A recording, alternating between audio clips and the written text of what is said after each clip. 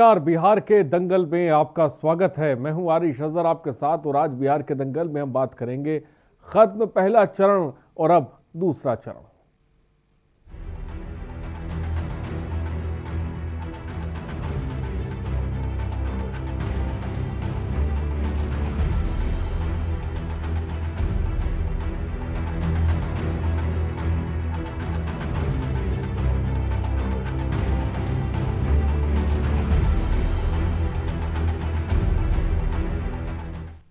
तो बिहार विधानसभा चुनाव के पहले चरण के तहत बुधवार को 71 विधानसभा क्षेत्रों में कड़ी सुरक्षा व्यवस्था के बीच मतदान संपन्न हो गया और उसके साथ ही 1066 उम्मीदवारों की किस्मत ईवीएम में कैद हो गई है।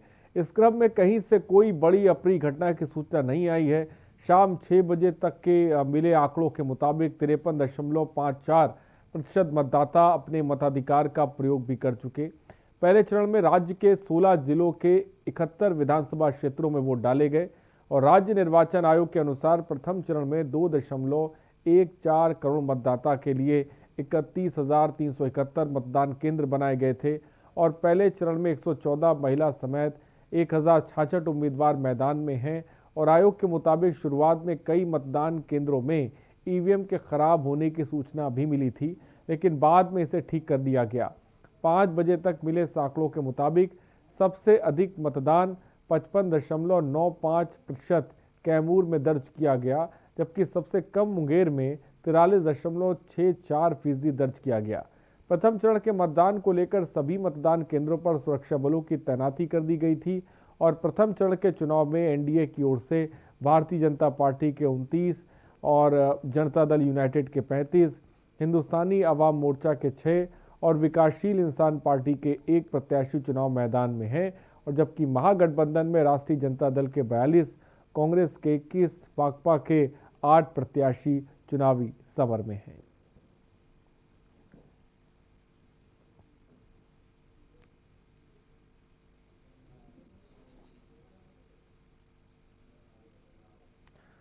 और बिहार में पहले चरण का मतदान के बीच प्रधानमंत्री नरेंद्र मोदी ने पहली रैली दरभंगा में की और दौरान अपनी सरकार की उपलब्धियों को गिनाते हुए पीएम नरेंद्र मोदी ने कहा कि राम मंदिर की तारीख पूछने वाले अब मजबूरी में ताली बजा रहे हैं। ये बयान दिया और पीएम ने जहां बीजेपी के लिए वोट मांगे तो वहीं विपक्ष पर चोट भी की। अच्छी मिथिला समारोह है मां कनी आबी अपन नहर निहारू है मां।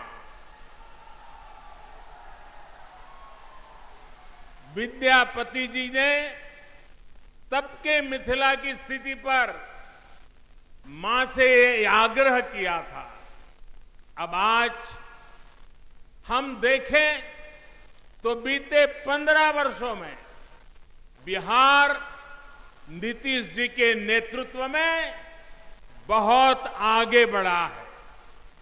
आज मां सीता अपने नैहर को तो प्रेम से निहार ही रही होगी, अयोध्या पर भी आज यहां की नजर अवश्य होगी। सदियों की तपस्या के बाद अब आखिरकार अयोध्या में भव्य राम मंदिर का निर्माण शुरू हो गया।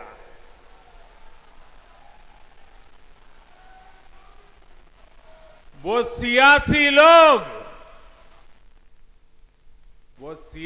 लोग जो बार बार हमें तारीख पूछा करते थे, बहुत मजबूरी में अब वो भी तालियां बजा रहे हैं। इस सुविधाएं किसान, व्यापारी, उद्योग जगत, विद्यार्थियों को, हर किसी को लाभ देती है और युवाओं के लिए रोजगार के साधन पैदा करती है। बिहार के लोगों को, मिथिलांचल के लोगों को विकास के ऐसे ही कामों की रफ्तार बढ़ाने के लिए मतदान करना है। साथियों, बिहार के विकास के व्यापक रोडमैप का अगला चरण है आत्मनिर्भर बिहार। आत्मनिर्भर मिथिलांचल, यहां मिथिला पेंटिंग, कृषि, डेयरी उद्योग, मछली के उत्पादन और कारोबार से जुड़ी अनेक संभावनाएं हैं। मिथिलांचल के लिए तो कहा ही जाता है कि पग पग पोखर माछ मखान, मधुर बोल मुस्की मुखपान, विद्या वैभव शांति प्रतीक, विद्या प्रतीक ई मिथिला थी। माछ मखाना, इन सब में आत्मनिर्भर भारत को ताकत देने की बहुत बड़ी संभावना इस क्षेत्र में है। और बिहार विधानसभा चुनाव में जहां एक तरफ पहले चरण का मतदान हुआ तो वहीं दूसरे चरण के लिए पीएम मोदी ने मुजफ्फरपुर जमकर चुनाव प्रचार किया। मुजफ्फरपुर रैली में प्रधानमंत्री मोदी ने कहा कि इस बार बिहार का चुनाव बहुत ही असाधारण परिस्थिति में हो रहा है। कोरोना के कारण आज पूरी दुनिया चिंता में है। महामारी के समय में बिहार की स्थिर सरकार बनाए रखने की जरूरत है। विकास को, सुशासन को सर्वोपरि रखने वाली सरकार की जरूरत है। पीएम ने विपक्षी राजद के पिछले शासनकाल पर निशाना साधते हुए विपक्ष के मुख्यमंत्री पद के उम्मीदवार तेजस्वी यादव को जंगल राज का युवराज करार दिया। क्या कुछ कहा प्रधानमंत्री ने, दिखाते हैं। आप कल्पना कर सकते हैं, एक तरफ महामारी हो और साथ ही जंगल राज वाले राज करने आ जाएं, तो ये बिहार के लोगों पर दोहरी तरफ की मार हो जाएगी, दोहरी तरफ की। सोचिए, कोरोना से लड़ाई के लिए जो इतनी राशि खर्च की जा रही है, कोरोना से लड़ने के लिए खास तौर पर जो योजनाएं शुरू की गई हैं, आप सोच सकते हैं अगर ऐसी टोली आई तो इन पैसों का होगा क्या। साथियों, जंगल राज के युवराज, जंगल राज के युवराज बिहार की जनता की, और मैं मानता हूं ये जंगल राज के युवराज से बिहार की जनता पुराना ट्रैक रिकॉर्ड के आधार पर और क्या अपेक्षा कर सकती है। जंगल राज की परंपरा में सब कुछ सीखने वाले लोगों को मुझसे ज्यादा अच्छी तरह बिहार की जनता जानती है। मुझे ज्यादा कुछ कहने की जरूरत नहीं है। इसलिए ही बिहार के लोग इस प्रण के साथ आगे बढ़ रहे हैं कि कोरोना के साथ ही बिहार को नुकसान पहुंचाने वाली इन ताकतों को भी हराना है। साथियों, ये चुनाव आने वाले दशक में, इस सदी में बिहार के भविष्य को तय करेगा। आपका एक वोट ये तय करेगा कि आत्मनिर्भरता का संकल्प लेकर निकले हुए भारत में बिहार की भूमिका कितनी क्या होगी। और बिहार में पहले चरण के मतदान के बीच कांग्रेस के पूर्व अध्यक्ष राहुल गांधी ने दूसरे चरण के लिए चुनाव प्रचार किया। राहुल गांधी की आज 2 रैलियों की राहुल की पहली रैली पश्चिमी चंपारण के वाल्मीकि नगर में हुई तो दूसरी रैली दरभंगा में हुई, जहां राहुल गांधी ने पीएम और बिहार के सीएम नीतीश कुमार पर जुबानी तीर छोड़े। राहुल ने कहा, इस बार पूरे पंजाब में दशहरे पर रावण नहीं, नरेंद्र मोदी, अंबानी और अडानी का पुतला जलाया गया। राहुल ने यह भी कहा कि ये दुख की बात है, लेकिन ऐसा इसलिए हो रहा है क्योंकि किसान परेशान है। क्या कुछ काम आपको दिखाते हैं। जो 2006 में बिहार में किया गया वही काम नरेंद्र मोदी ने अब पंजाब में, बाकी हिंदुस्तान में कर दिया। और इसीलिए पहली बार देखने को मिला कि प्रधानमंत्री का पुतला रावण का नहीं, प्रधानमंत्री का पुतला दशहरे पर जलाया जा रहा है। और देखिए, प्रधानमंत्री रोजगार की बात नहीं करेंगे। नीतीश जी प्रधानमंत्री भाषण करेंगे। नीतीश जी तेजस्वी जी के परिवार के बारे में बोलेंगे, गलत बात बोलेंगे। नरेंद्र मोदी जी मेरे परिवार के बारे में बोलेंगे। मगर जो सवाल बिहार के सामने है,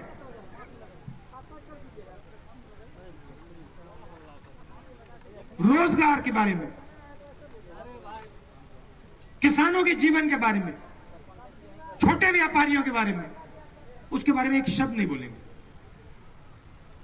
ये चुनाव लालू जी के परिवार का, मेरे परिवार का, नीतीश जी के परिवार का चुनाव नहीं है। ये चुनाव बिहार की जनता के भविष्य का चुनाव है। और आप में इतनी भी तमीज नहीं है कि आप बिहार की जनता के सामने खड़े हो और बिहार की जनता जो सुनना चाहती है, अपने भविष्य के बारे में जो सुनना चाहती है, रोजगार के बारे में जो सुनना चाहती है, कारखानों के बारे में, शुगर मिल के बारे में जो सुनना चाहती है, उसके बारे में आप नहीं बोल सकते। मगर उल्टी सीधी बात आप बोलो। 15 साल नीतीश जी को आपने दिए, 6 साल नरेंद्र मोदी जी को दिए, क्या मिला? बिहार सबसे गरीब प्रदेश है। और बिहार विधानसभा चुनाव के मद्देनजर यूपी के सीएम भाजपा के स्टार प्रचारक योगी आदित्यनाथ दूसरे चरण के चुनाव प्रचार के लिए सिवान के गोरियाकोठी विधानसभा क्षेत्र पहुंचे थे। चुनावी जनसभा को संबोधित करते हुए योगी ने कांग्रेस और राजद पर सियासी हमला बोला। योगी आदित्यनाथ ने कहा कि कांग्रेस ने जहां देश में आतंकवाद को बढ़ावा देने का काम किया, वह राजद ने जिले में बाहुबलियों को संरक्षण देने का काम किया। लेकिन एनडीए के सरकार आने के बाद सीएम नीतीश ने सिवान ही नहीं बल्कि पूरे प्रदेश के बाहुबलियों को जेल भेजने का काम किया। क्या कुछ कहा योगी ने, हम आपको दिखाते हैं। उस बिहार के नौजवान के सामने अपनी पहचान का संकट आ जाए, इस संकट पैदा करने वाले लोग आज बिहार के अंदर फिर से रोजगार का लॉलीपॉप दिखा करके नौजवानों को गुमराह करने का कार्य कर रहे हैं। इनके इस लॉलीपॉप के लालच में बिहार के नौजवानों को नहीं आना चाहिए। 15 वर्ष पहले इन्होंने जो कुछ किया है, याद रखना, आदतें जल्दी जाती नहीं हैं और जिनके मुंह पे खून लगा हुआ है भ्रष्टाचार का, वे अचानक जाएगा नहीं। जब भी अवसर मिलेगा फिर नोच खाने की आदत से अपने आप को भी लोग अलग नहीं करेंगे। और इसलिए भाइयों बहनों, हमें वर्तमान में चुनाव के दौरान इन सब चीजों को देखना होगा।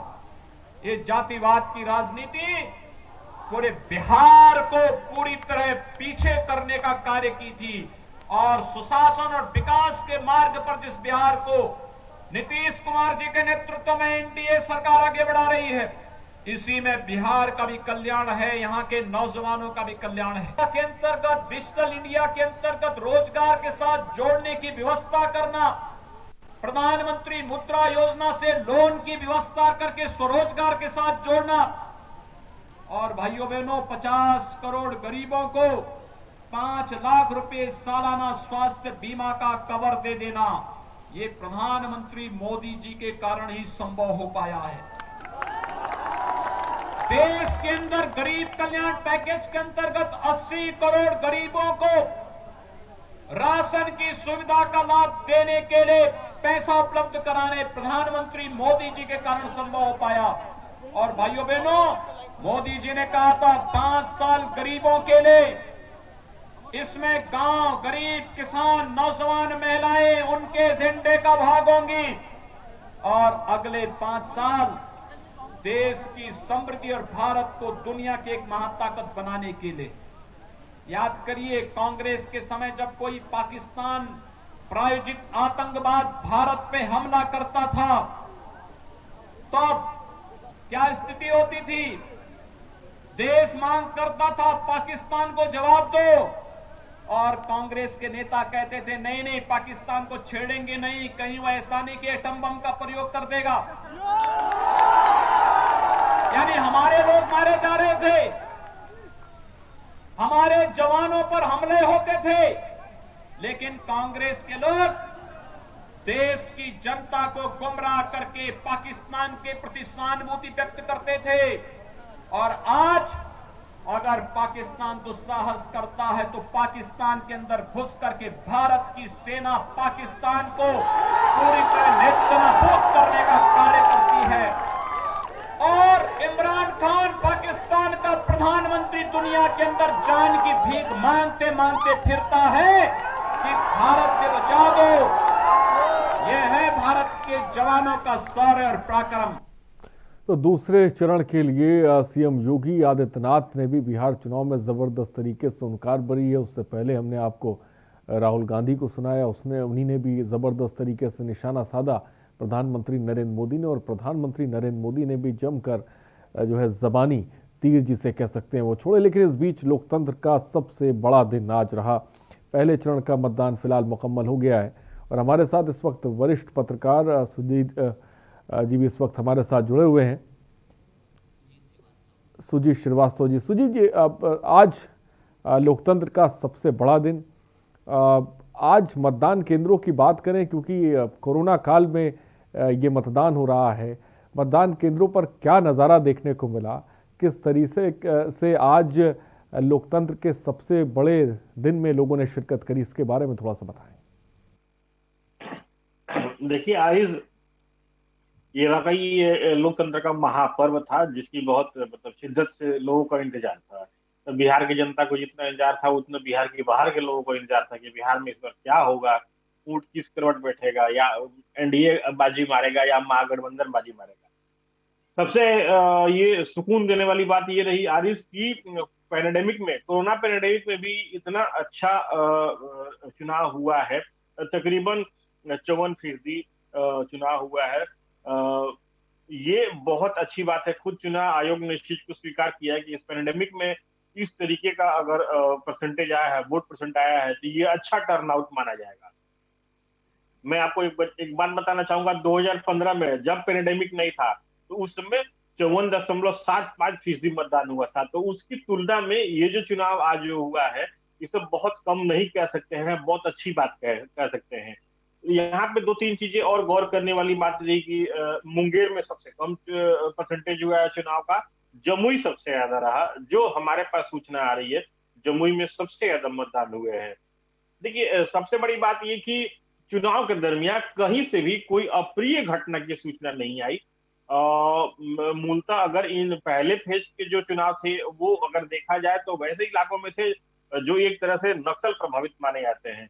लेकिन कोई छिटपुट घटना को अगर छोड़ दिया जाए, कुछ एक बूथों पे झड़प की अगर बात कही जाए तो वो छोड़ दी जाए, तो कमोबेश चुनाव बिल्कुल शांत रहा।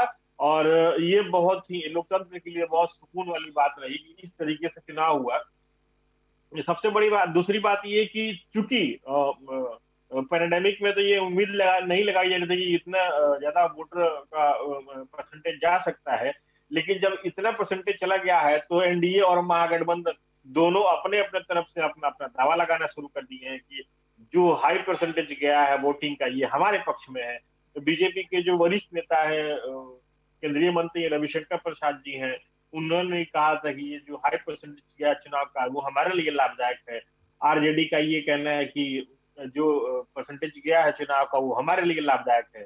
बहरहाल अभी 2 फेज बाकी है, अभी तो बहुत कुछ देखना बाकी है आरिश। अभी बाकी है, बहुत कुछ देखना जो है अभी साफ तौर पे बाकी है। फिलहाल पहले चरण का जो मतदान है वो मुकम्मल हो गया है और इस बीच तमाम दलों के अपने अपने दावे भी हैं। रुकते हैं छोटे से ब्रेक के लिए। बिहार के दंगल में हम जल्द हाजिर होंगे।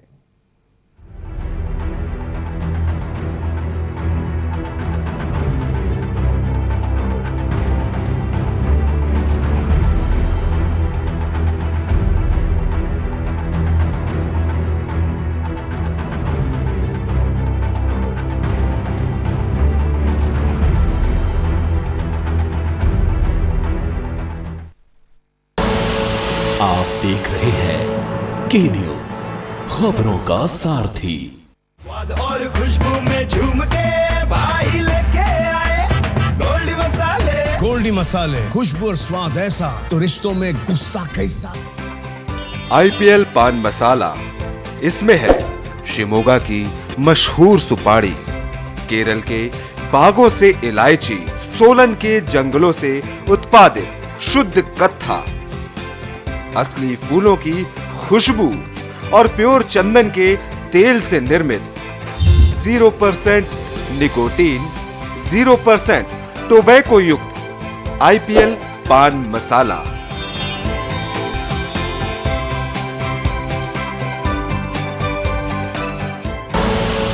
आप देख रहे हैं की न्यूज, खबरों का सारथी।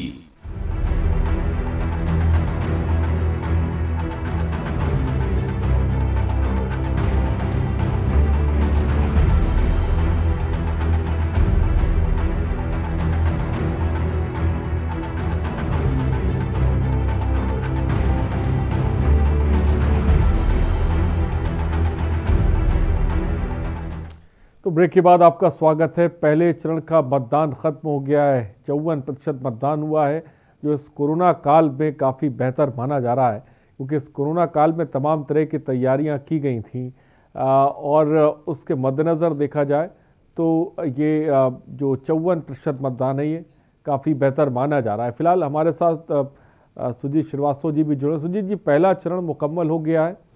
पहले चरण के उम्मीदवारों का जो भविष्य है वो EVM में कैद हो चुका है। अब तमाम नेताओं की निगाहें दूसरे चरण पर हैं, जिसके लिए बड़े बड़े दिग्गज रैली भी कर रहे हैं। दूसरे चरण में हमें क्या कुछ खास देखने को मिलेगा?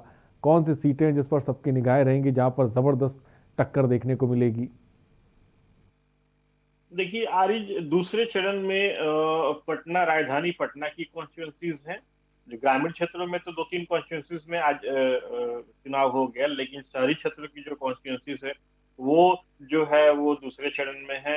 उसके अलावा छपरा, सीवान, गोपालगंज, ये जैसे जो ये राजद के लिए और NDA दोनों के लिए बहुत ही अहम है ये सारी चीजें। यहाँ पर भी बहुत इंटरेस्टिंग फाइट देखने को मिलेगी, क्योंकि गोपालगंज तेजस्वी यादव के पिताजी यानी खुद तेजस्वी यादव का गृह जिला भी है, तो यहाँ पर भी बहुत इंटरेस्टिंग चीज दिखने को मिलेगी। गोपालगंज में लालू यादव के जो बड़े साले हैं साधु यादव, वो गोपालगंज सदर सीट से वो बसपा उम्मीदवार के तौर पर अपनी दावेदारी ठोक रहे हैं, ये देखने को मिलेगी। आप इसके अलावा अगर आप पटना में देखें तो पटना में नितिन नवीन, अरुण सिन्हा, नंदकिशोर यादव जैसे तमाम बीजेपी के कद्दावर नेता हैं जो अपनी अपनी दावेदारी को पेश करेंगे। लेकिन सबसे इंटरेस्टिंग बात क्या है कि जैसे जैसे पहले पेज का चुनाव जब खत्म हो गया तो स्थानीय मुद्दों के अलावा अब राष्ट्रीय मुद्दे, जन भावना से जुड़े हुए मुद्दे, इमोशनल मुद्दे, वो सारी चीजों का समावेश होते चला जा रहा है।